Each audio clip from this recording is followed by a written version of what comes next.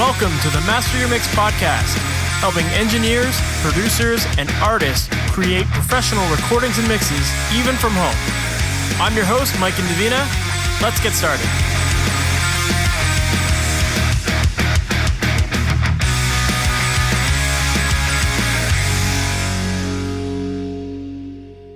Hey, welcome to the Master Your Mix podcast. My name is Mike and Davina, and thanks for hanging out with me today.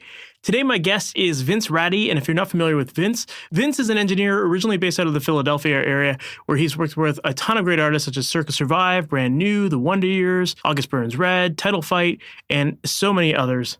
In this interview, we cover a lot of different topics, one of which being Vince's transition from being an engineer who kind of does it all, right? A jack of all trades, someone who produces, engineers, edits, mixes, all of that kind of stuff, into someone who now just focuses on being a mixing engineer only. I know that there's a lot of people out there listening to this who maybe don't enjoy doing everything in a production, right? Maybe instead of editing or recording, maybe you just want to focus on the mixing, or maybe you want to be an editor, that kind of thing, right? So in this conversation, we talk about that idea of niching down and how you can go about doing it for yourself as well. We also get into some really interesting stuff about social media and whether it's important for you to be more active with social media to help promote your audio services and what you should be doing when you're getting started as an engineer. Plus, as always, we go deep into his production process as well, and we talk all about mixing drums, bass, guitar, vocals, and how all the pieces in his process come together. And he has some great tips all about how to get really big drum sounds, and also how to clean up your guitars so that your vocals have more clarity in your tracks. He also shares a really cool tip on using multi-band compression on vocals as well. So yeah, I think that this is a really interesting episode. We cover a lot of ground on here that I think you're going to find really helpful. So with that said, let's just jump right into it. Vince Ratti, thank you so much for being on the Master Your Mix podcast. How's it going, man? All right. Thanks for having me. I feel like I've been upgraded in the world. Of course. Thank you. For people who might not be familiar with you and who you are, what you do, and how you got into all this stuff, can you give us that background? Yeah, sure. I'm a mix engineer. I wasn't always a mix engineer. I was just an engineer and producer. Started off in the Philadelphia area for many years in my parents' garage, basically. And I had bands that started traveling from all over the country to come out. And I really needed them to know, it's like, listen, you're going to be really uncomfortable for a week or two, however long you're here. And, eventually I met up with Will Yip, who is, Studio 4 fame.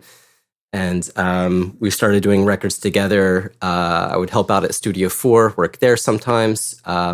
We did one record together, band Circa Survive, and I ended up mixing that record. And that's the first point that I said, I could do this, just mixing. And from there, I just was a mix engineer and eventually moved to Austin, Texas. That's where I've been for a little while. And I finally have my studio. Amazing. So you talked about how you were kind of doing the production stuff. Maybe let's go back a little bit. How did you get into the production world? What got you started with recording and engineering in the first place? I always played in bands in high school, middle school, high school.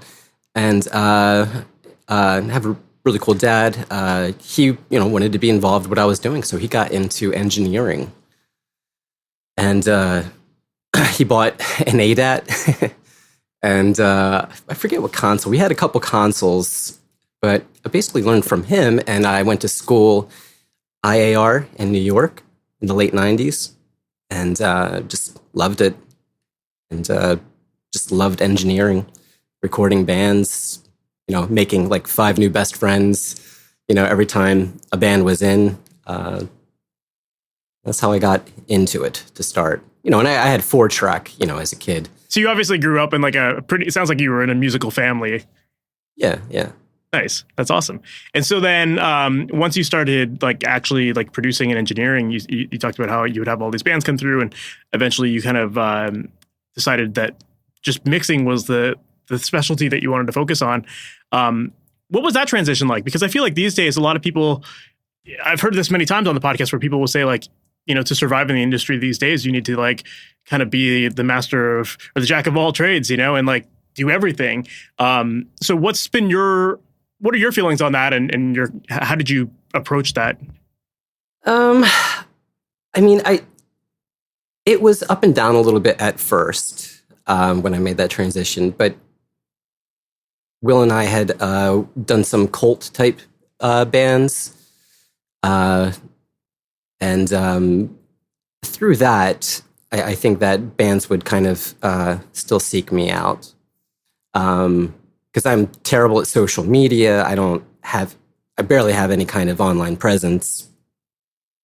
So I'm really lucky that anyone could find me at all, And there was a point kind of right after that when I was like, so it was probably 2012 when we did that Circa record.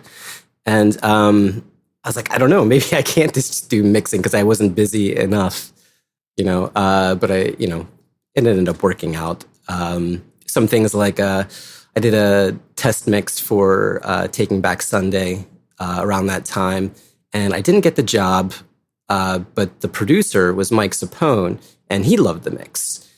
And so he came back to me with other records, and he's like one of my best friends now, and we've been working together for years. Cool. So yeah, it sounds like you were just really like, you built up a portfolio that could kind of speak for itself. Yeah. Yeah. That's interesting. And it, the idea that, like you said, you don't really have much of a social media presence these days and that kind of thing. I think a lot of people think that they do need to focus on, all of these elements outside of like being in the studio and just working and getting amazing portfolios built up. But I think that you're just proof that doesn't necessarily need to be the case. It's like focus on your craft first, focus on the portfolio first, and that kind of attracts people, right? Well, I think that, if someone on Instagram, like every once in a while, I'll look to see who followed me, and be an engineer that I don't know, but they'll have like 6,000 followers, but I won't know any of the records that, they may have done. I think that's fine. I have to imagine that having that many people, kind of interested in what you're doing helps generate some work for you. And, and if you're doing smaller records and you're sort of newer, or, newer in quotations, you don't, Rihanna is not going to call you, but you're going to be able to build your portfolio. And some of those artists might, start doing well. And that's when you'll get more work, is when one of the artists starts touring a lot, starts doing well. And then people are like, oh, who did this record? And then they come calling, or they find you on your Instagram or whatever. Yeah. So do you think if you were starting over again today, do you think you would lean into the social media side of things a little bit more? Well, I would know that I would have to. I just don't, I'm just not good at it, Yeah. Yeah, it's definitely one of the things that I've heard people complain about a bunch of times, where it's like, do I really need to like get into social media to like, survive in this industry or promote myself? And it's kind of like that double-edged sword. And like you said, like sometimes for people getting started, that is the way to just make people know that you exist and that, you're doing this for a living or whatever, and to show off that portfolio that you're working on. So there's definitely, in my opinion, like I think it is very helpful, especially for those new people. But I can see where you're coming from, where it's like, not all of us want to work on our social media accounts and like learn the algorithms and, all that kind of stuff. Yeah. Sometimes it's just like, just getting to work is the more important thing, and hopefully building up that network of musicians and, trying to just spread the word about yourself organically, Yeah. I just don't want to, if I need to post something, I'm just like, how am I going to not embarrass myself? That just keeps me away from it. Well, it is interesting. Like I've heard that argument that, like, I think I saw something, was it yesterday, that like Rick Rubin was talking about, just like when you're writing a song, like I think this, he was talking about it from a songwriting perspective, but I think it does apply to social media too. He was talking about when you're writing a song, you're just documenting your life in that moment, and like nobody can judge you because that was your moment, that was the thing you were experiencing, and so by showing it off for other people, they can choose to either like it or not or whatever, but who cares? Because it's like, at the end of the day, you're doing something for yourself and to document yourself. So I think with social media, it can be the same way too. But I think you definitely have to take the time to get used to you take the time to like make an effort at it, and spread your word that way. But But yeah, so interesting. So yeah, so you got into the mixing only side of things, and then it kind of just sounded like it was like a snowball from there, just as far as like your portfolio helping build it up for the next thing, right? Yep. Yep. Definitely being linked up with Will and Sapone helps. So the way Will and I work, and we've been working for years, is he produces. He's a producer, mix engineer. He does mastering too, and he'll work on a project. He'll send me over the multis. I'll balance it. I won't do any grouping or add any effects. I'm just mixing, just balancing, and I print all that back and I send it back to him. And then if he lays that out just on whether he's doing summing or has it on the SSL there, or just straight up in Pro Tools, it should be what I had here, and then he can make it his mix from there. And that's how we do most of our records, almost all of them, actually. That's cool. So it's like a collaborative mix effort. Very cool. Yeah, and actually another thing to take from this story here, I think, is that like for people who do want to focus on just mixing, I think you have better chances of success with it when you find producers to work with, as opposed to like seeking out individual bands. Like you kind of like find that one producer who's active and maybe doesn't want to do the mixing side of things. They like the production side and maybe the engineering side and that kind of thing. But I think that like having a producer who brings in, who is finding all those different bands and all those different projects, that's kind of like those are important clients to have, the producers, because they bring in a lot of different work as opposed to you having to find every individual band too. So yeah, I think that's a cool takeaway from that as well. So as far as like the mixing side of things goes, then whenever you start a mix, like let's get into your process a little bit. Like where do you typically start when it comes to mixing? Like do you have a certain process that you typically follow? Yeah. I go left to right. I got to start with the drums because I want to work with one instrument, not like 20 to 30 tracks of separate mics. So I got to get that feeling like one thing, and then I just drums, bass, guitars, synths, and vocals last. And a lot of people I know start with vocals first. You should probably try that sometime. It's just how I do it. Yeah. When you say that you start with drums and then move on that way, like, are you literally starting with just the drums at that point? Or are you kind of like, do you have a rough mix and you're kind of going off of that? No, rough mixes. Let's talk about that later. Sure. Rough mixes. Okay. Cause I've got opinions on that. All right. But I'll start with just the drums. I'll start with just a kick soloed. And I'm not going to be doing like crazy things with it, but I want to hear what the gate's doing. I can't just, I like the idea of like how some of the greats just kind of start putting up the faders and getting the blend that way. But I can't do that.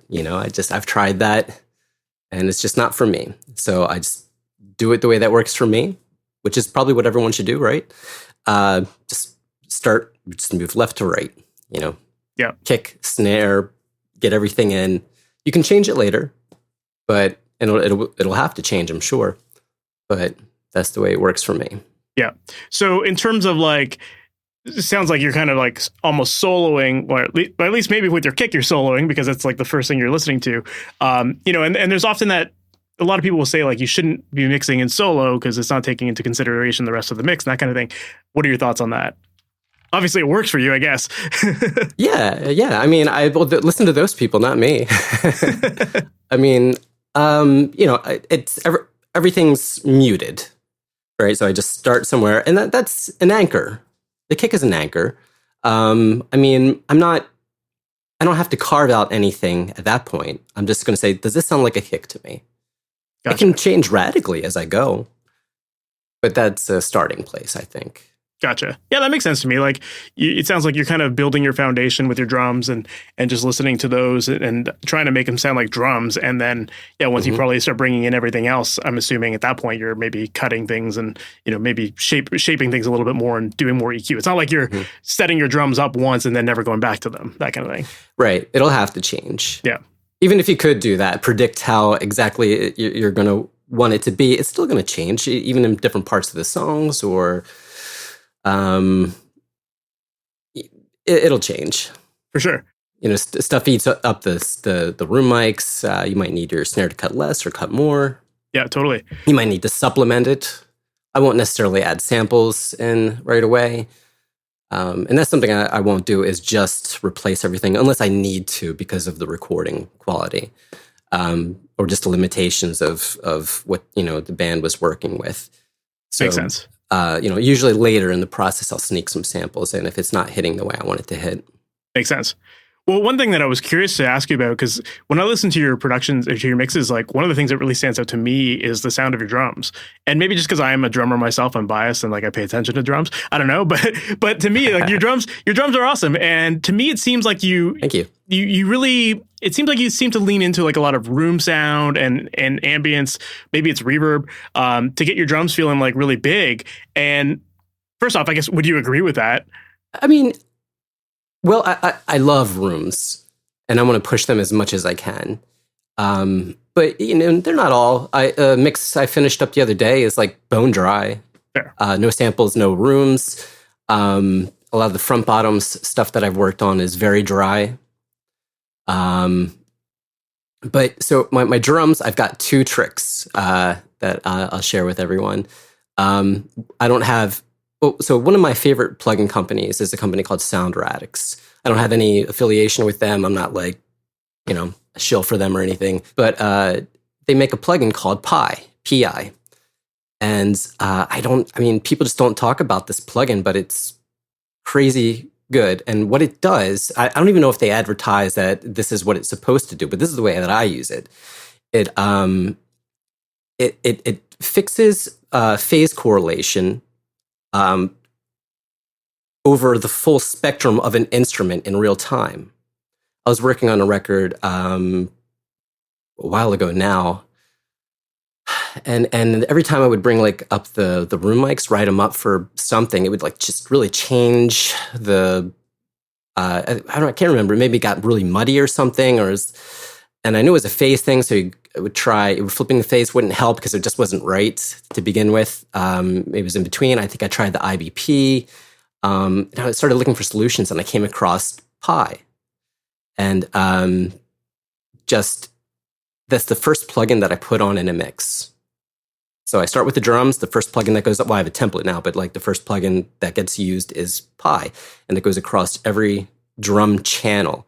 And it's just making sure that everything is phase optimized in real time. So even if a mic is moving on the snare, it's moving back or something, right? That's going to change the phase relationship, but Pi is going to account for that. Gotcha. So is it very similar to like auto align? I've heard that. Well, they make auto align too. I don't like auto align on the drums, and there's the auto align 2 that I think does some phase stuff, but I didn't really play with that much. I'm sticking with Pi for now. I don't like line up the drums all like to one point with auto aligned. It just doesn't sound like what I want drums to sound like. Gotcha. I'm glad you clarified that, because I think, when I think of like phase alignment tools like that, I often think of auto align and like, it actually shifting the timing differences. So therefore you kind of lose the sound of the room as a result of it, But it sounds like Pi kind of just works more on like phase shifting without it actually aligning it all up. Yep. So I don't have to go through at the beginning and check invert the phase on anything to see which sounds better, because I know it's optimized. Very cool. And it's always going to have the low and punch, but you need to start with it, because if you just have your drums and you throw a Pi on, it just becomes like this big tubby mess, because it's bringing back all the low end information that it wasn't there before. Gotcha. Cool. So that was your first trick. You said you had 2. Oh yeah. I have just a room sample that I made from Studio 4. Cool. So just the room there is amazing. And it's the console's an old Neve 8048, I think. Long throw, loaded with 1081s. And just the room is special. And the drummer hits a snare and it sounds like a gunshot. So I usually try to sneak in that on the snare. so that it's like a gunshot. Is it like a room sample made from a snare hit, or is it like more of just an impulse Yeah. response? Cool. No, it's just a clip that thrown to trigger. Nice. Very One cool. hit. Very cool. And so I'm assuming you're aligning that up with all the other snare hits, and that makes sense. Then you get that sound of a nice room too. Yeah. Cool. I like that a lot. Yeah, you got to just get it in there just right, or else it's going to, be out of context and weird. But For sure. it works at the right level. Yeah. So when it comes to like creating ambience with drums, do you have a preference of like using room mics versus reverb versus just using like a room sample? Is it like, obviously if you have all three, that's great. But, would you have a preference in general if you were limited on options? I mean, I would love a good room. It's sometimes I won't get a room. Sometimes it'll sound like a small room and I won't get much. So I'll try to use like an eventide time and delay, but that does a little bit. And if you go too far, it just sounds like an echo, and I don't want an echo. Sometimes like Universal Audio, Ocean Way room can help. My first choice is to try to bring it out with the mics. The snare sample, or the snare room sample, is just going to be on the snare. So I think I made kick and tom once, but I can't remember the last time that I've used those. But I'll try to, just mangle the room mic if I need to try to bring out that extra ambience. But then you have to, deal with all the cymbals, and you can do that. I use Soothe a lot to kind of try to push those back down, or you can use like a de-esser. Try to do that. Cool. That can work sometimes. Yeah. Very cool. So like one thing that I know a lot of people struggle with when it comes to like ambience, especially as it relates to drums, is that, if you push up too much room, sometimes it can make things sound muddy. And, it just kind of starts to fight other instruments in the mix, or maybe just clouds up the drums, that kind of thing. So what's your approach to that in terms of getting that clarity? Well, I'm starting with the drums, right? So when I go to bring in, I guess it could get a little muddy with the bass and the guitars. I'm probably going to say, maybe it's the guitars that are giving me a little too much mud, or the bass. So I'll be less inclined to change it on the drums, unless I'm able to like identify it as muddiness on the drums. If the full mix is feeling muddy, I'll probably drop out instruments to see if that problem goes away, and then work with that instrument when it goes away. So like, as soon as I get rid of the bass, it's fine. So maybe I'll go back and I'll change check out what's going on with the bass, or the bass compared to like the drums. But gotcha. If your drum rooms are up so much where it's making everything muddy, that might just be too loud. I also tend not to. I usually cut the lows in my rooms. I know that guys like CLA are like, ooh, low end in the rooms, let's crank it. But that doesn't work for me. So that might also help me out there. Also, is just not having too much there, and I have to cut some of the really highs too. Usually, the hi hat is just like the brightest thing in a mix in a room. You have to kind of make sure that's not getting out of hand. Yeah, it makes sense. And I like that you mentioned the idea of like, bringing in a bass and then muting it and just seeing like, does the problem get worse when that happens? Like, I think that's a really good way to source out where the problems in a mix exist. Like often people just listen to everything with it on and just immediately start EQing things without really like spending the time to really like figure out the source of their problems. And I think that the way you described it there is to me, it's the way that makes the most sense. It's just like, get rid of stuff and just see like, does this improve? Does this sound better? And then by doing like just with the simple mute, you can figure out, okay, this seems to be the instrument that's causing all the problems.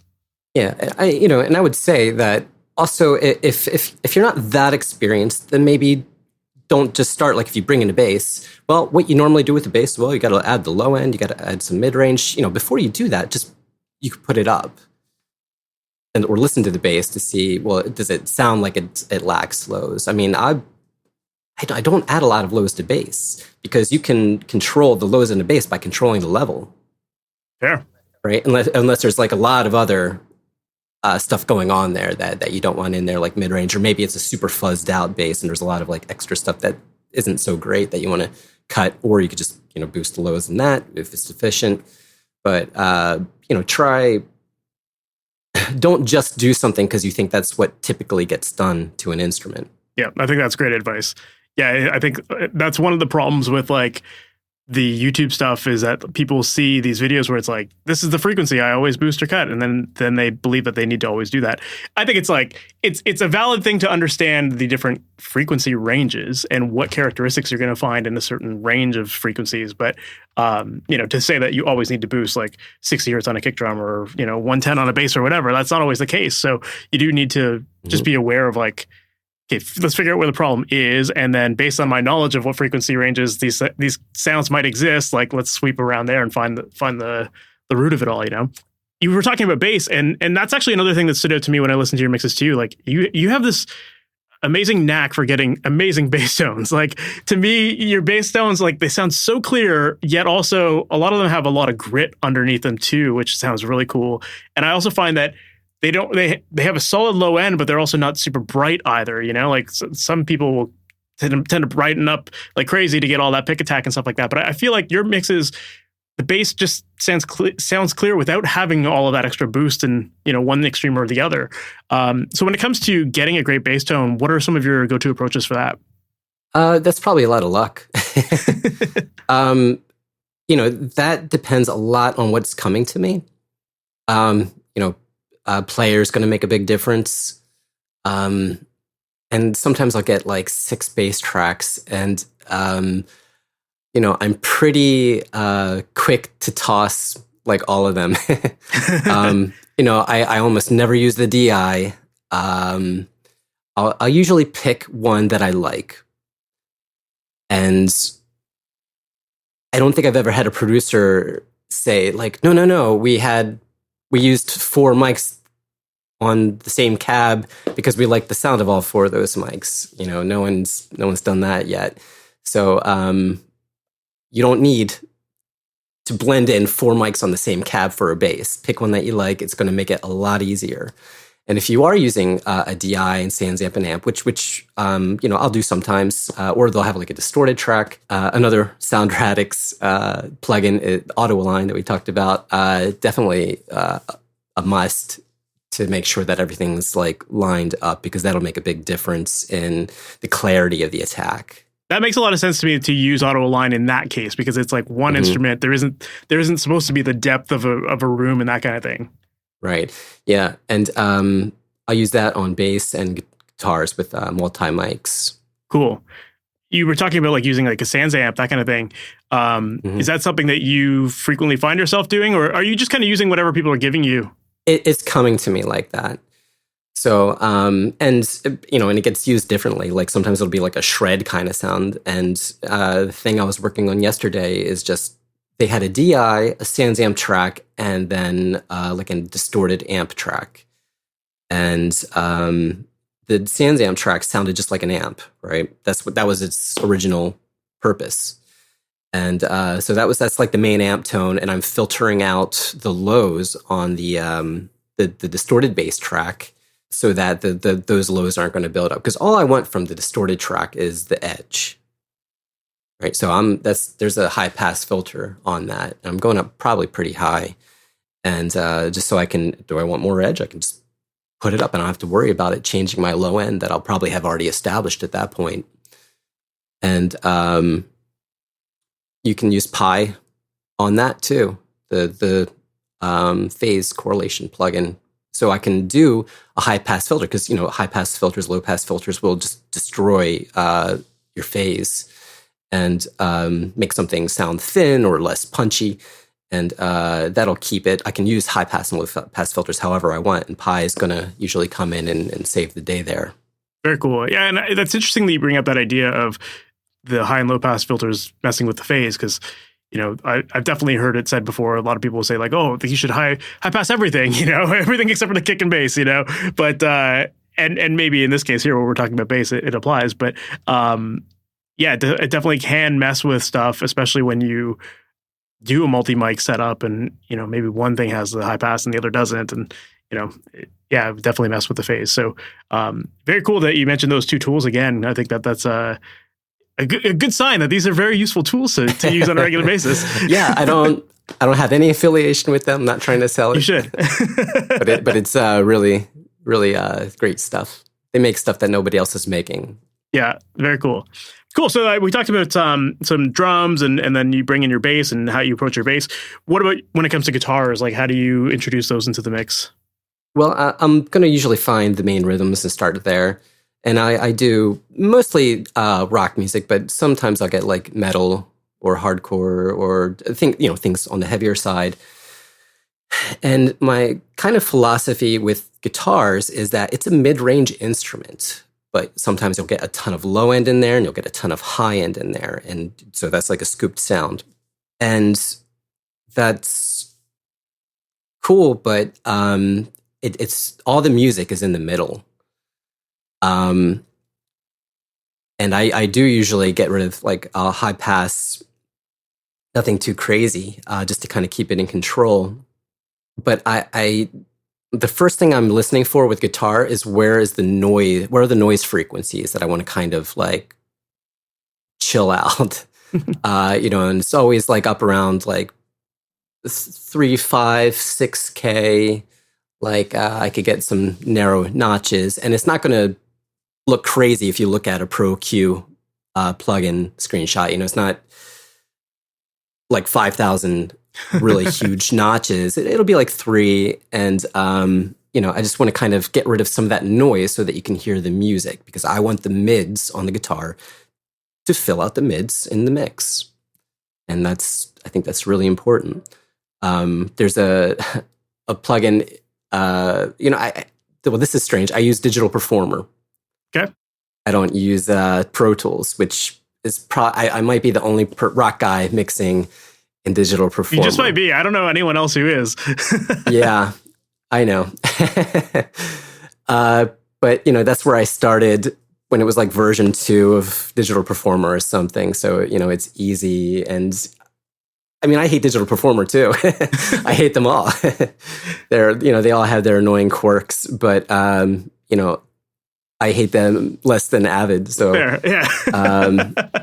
There's a plugin, this their EQ plugin, which I use for guitars a lot to kind of get in there, and it does a really good job at notching out some of those irritating frequencies. And I think maybe the reason it does a good job in that is because a little move is like if you're zoomed way out in Pro Q. So like a little move is actually like, whoa, that's like 6 dB, but it doesn't feel like I did anything. Because, like a lot of people, I'll use my eyes too much and I have to stop, remember to tell myself like, stop looking at that. Just do what sounds good. But like with that plugin, I could just do something and not get freaked out that I just did like a 10 dB little, cut on something. It's like, oh, everything's still good. Oh, it sounds good. I'm still just letting me use my ears more. But yeah, the Mo2 EQ plugin's pretty fun for that. Yeah. No, that's a good point to bring up too. That like, I think a lot of people look at these like GUIs on their plugins and they get freaked out by how much they're doing. And sometimes it doesn't matter, like I think that's one reason why I do tend to like the SSL channel strips and stuff like that, where you don't have the visualization, and if you crank it, you just crank things till they sound good, or you cut them till they sound good, and you just don't worry about it. But I could see how like with things like the Pro Q and all that, like you start to analyze everything just because you could see it, and it could definitely be a trap that way. Yeah, don't worry about kind of what it's looking like, if you have to pull the module out, put it in backward to make it sound right, then do that. But, for sure. Don't do that, but yeah. So with the guitars, it sounds like, yeah, you get rid of all the annoying frequencies, and then it kind of just, I'm sure at that point there, it just kind of like eases back into, like, it just fits in the mix pretty good at that point because you're getting rid of all that hard stuff. Yeah, and I want to push the mids as much as I can. Like we're talking like 800 hertz, 1 to 1.5.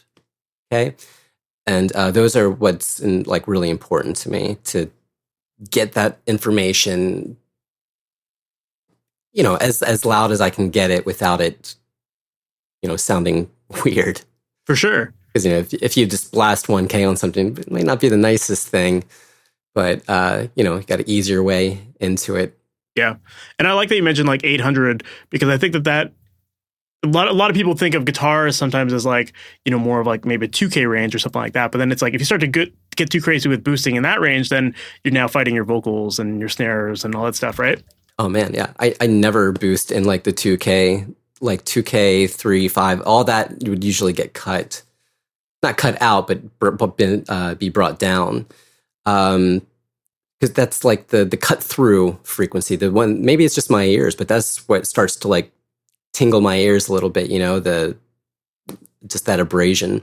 Mm-hmm. And I don't think there's like a ton of music up there either. I think it's a little lower. Yeah, things start to get a little like breathier up in that range as you go up there, right?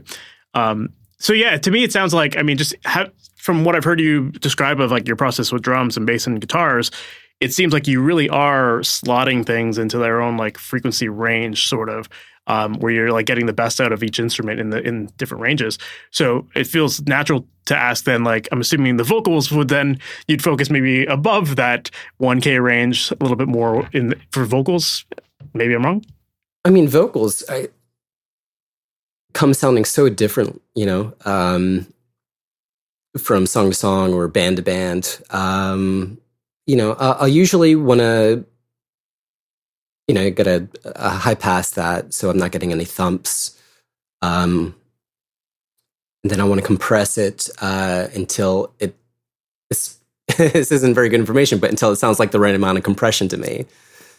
And it's usually pretty aggressive. Like I want to hear some excitement, some movement in the vocal.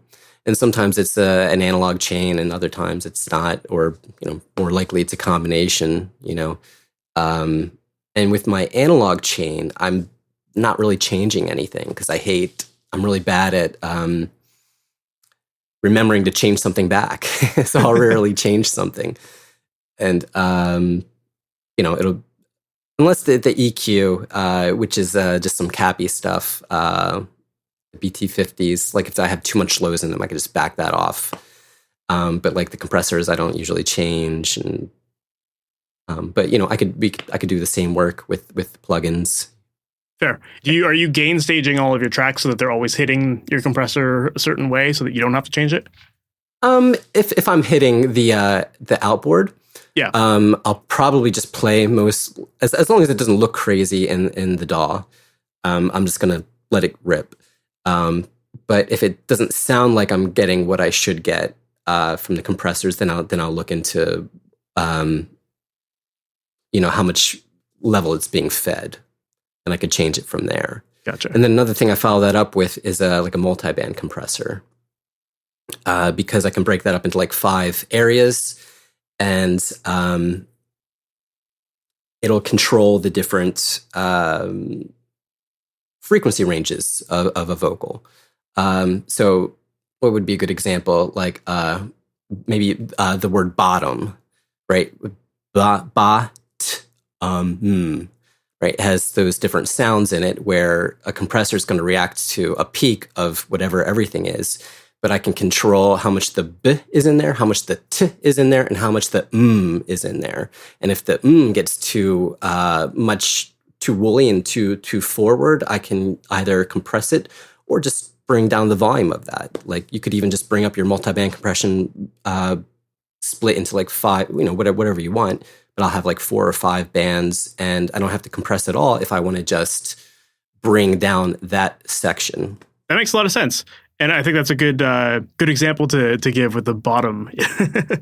I always heard compression described with like the word start, like how to describe like how a compressor reacts to like the attack of the transient information and that kind of stuff. And like, the word start, like the S might not get picked up, but the T is going to be the thing that the compressor is grabbing onto, right? But I think bottom is a great example for multiband because it does really have those different frequency ranges in there. So definitely cool there. Yeah, it's really good for shaping sound. Of course, yeah. It sounds like we've gone through like your bass, drums, guitar, vocal process. I do want to go back. You talked about the idea of rough mixes, and you said that you had some thoughts on rough mixes, and I'm curious to get your thoughts on those. Well, I feel like it gets talked about the wrong way from big name guys, because that's just the way that they deal with it. So what I hear a lot is like, well, take the rough and make it a little better, because the band has been sitting with the rough and the producers and the team or whatever it is. But the people that are telling us this are getting roughs from top people that could have mixed it themselves, but a label said, we're going to get this guy instead. So they're going to be really good. And I think that, definitely listen to the rough, get to know the song and what their intentions are with certain parts and elements. But I feel like you're probably better off just doing your thing. And if that doesn't work out, you can always go back instead of, or chase certain elements, or just go back and then do it that way. But I got a record within the last couple of years. One thing I like to do when I do a test mix, and I actually like doing test mixes, I think they're fun, is if I'm friendly with the label or the band or whatever, I'm like, hey, send me the other ones you got. And no one said no to me yet. They just, they send them to me. And it's fun to hear, like, especially if there are a lot of mixers involved, to hear everyone's different take. And I won a mix from a guy over a guy that's more popular than I am. And I could hear what he had done was he took the rough, he put samples in, drum samples, and, made it a little nicer. And, he did what he would normally do, which is to take the rough and just make it a little better. But I didn't think the rough sounded all that great to begin with. But so, he didn't get the mix for that. I just think that you should not necessarily take that approach. Listen to it, see how you feel about it, and then make that decision. I agree with that. I think that sometimes too, like you said, like if it's, if you get like an amazing engineer who's got this amazing mix to begin with, then like, yeah, you might feel like you do need to just like add your own little flavor to that. I understand that logic there for sure. But I think, for people who are maybe not at that upper caliber and maybe working with like, more independent artists and that kind of thing, often you're just getting like someone's best effort, like someone's, and their best effort might not be that great, it's a matter of like, I'm with you. I think that sometimes you just have to like really pay attention to like, okay, where's the effect that they want? Like, is there like a cue in there that I'm supposed to pay attention to? Yeah. There's an organ in here. How loud is the organ in the mix? Is that a feature, or is it, barely heard, or, yeah, definitely like that, or what I use a rough mix for. For sure. Cause like a lot of independent artists, they're hiring mixers because they don't know how to mix it themselves, presumably. Right. So, like you don't want to just keep a crappy mix and just throw a sample on top of it and be like, okay, now it's better, but I think too that, maybe that's just a matter of also having conversation with the artist and, figuring out like, okay, how married to this rough mix are you, and based on that, maybe you have an idea of, how close to get it to that rough mix, right? Yeah. Yep. For sure. So then in your opinion, then, like, I'm curious to know what stands out to you as like the signs of a great mix? Loaded question, I know. That's a tough question. I mean, I don't know. The stars just have to align, and I go, holy shit! Like, I have an 8-year-old, and he's super into pop, and so we listen to like a lot of pop, and I think I'm better off for it, like for because I've never really listened to pop music, and but to hear like Serbian, I get to hear a lot of Serbian mixes now, and just hear something come on and be like, man, everything in that sounds great, and look it up at like. It's got to be Serbian. It'll be Serbian or someone. But I don't know, man. I think it's more than just being able to hear everything. But I also think that you can not fool yourself, but when you like something, and it might not objectively be the best mix, but you love the song or you love the record, and it definitely has a sound. It becomes like an amazing mix to you. Like I'm at heart like a 90s indie rock guy, and there were so many records that, I mean, are objectively kind of like bad sounding, but I loved, but I would kind of like think to myself that they were great sounding until I had critically like listened to them later. And but there's still a lot of good elements that you could take out of them, like maybe how drums were used, like, you know, in the mix, you know, not like big kick or snare, but like almost like the whole drums, you know, the drums were captured with like a single room mic, but supplemented with other, you know, mics. I think that when you listen to something enough and you love it, I think that becomes like the great mix. So I think it's a lot of a bias.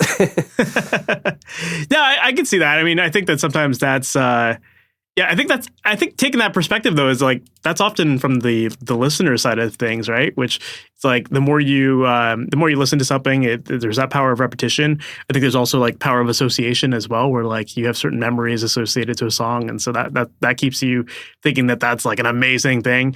But like when you're in the moment and you're mixing, like maybe a better way of avoiding that question is like, how do you know when you're done with your mixes? Oh, I go through 3 phases of mixing every mix I do. And the first phase is I'm like, all right, yeah, this is feeling pretty good. I like this. And then that's usually like a couple hours. And then the second phase is like, oh my God, I'm so bad at my job. Why do I do this for a living? Like, I don't know what I could possibly transition to, like, at this point in my life. This is bad. And then the third phase is, oh, there it is. And I just hope that the middle phase is as short as it can be. And, you know, I'll usually do some car listens. You know, I think the Slate VSX thing has been really helpful. Like Mike Dean's expansions for that are really bass heavy, and that's why I like them, because I can check the low end in it. You know, I've got, you know, you can see behind me, I've got the treated room and the ATCs, and I've got a Trinov back there, but I still have issues. And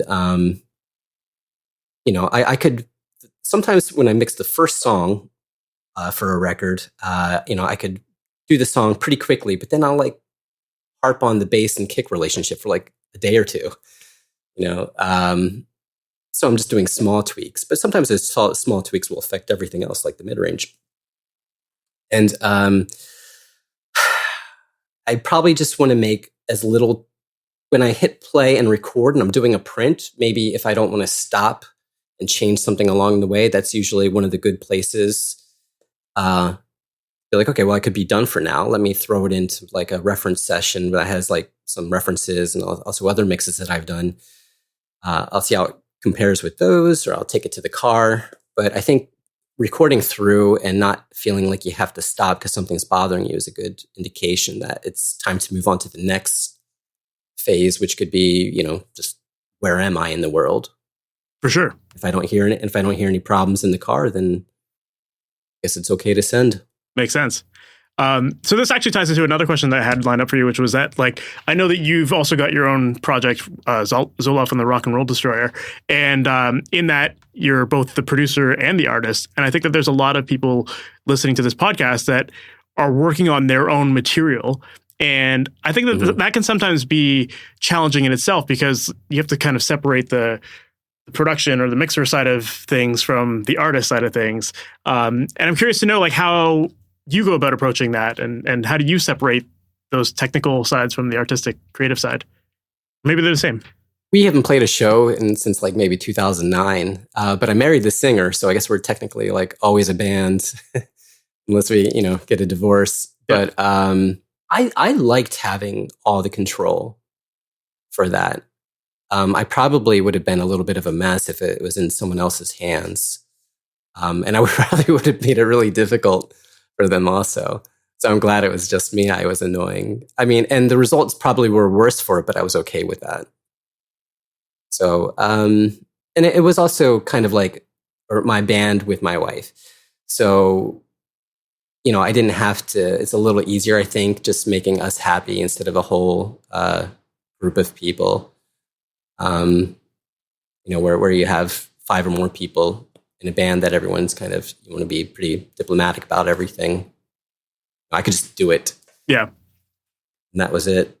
Yeah. Because I think a lot of people have trouble just like critiquing themselves, and there's like also this like people will either have like the feeling of imposter syndrome or the feeling of like perfectionism. And both of those things can totally get in the way of your judgment of like whether something is good as it is, So I'm curious to know how you would navigate through that process. I know you mentioned kind of you go through those 3 phases with the mix where, you think things are great. And then you're in the middle, you're kind of in that what happened kind of phase. So I feel like as an artist producing your own work that you maybe get stuck in that middle section a little bit longer. I was always happy to just rush through it because I liked having the song at the end. So, I think we would do a decent job making sure the takes and everything were what we wanted. And I don't think it would be anything too crazy. But that's just for us. I don't think I have advice for people that are doing that, except just be as happy as you can without killing it over time, right? Some people can just sit on something forever. And which is funny because like we stopped playing shows in 2009, but like I kept writing songs for years. And Anthony Green was in our band.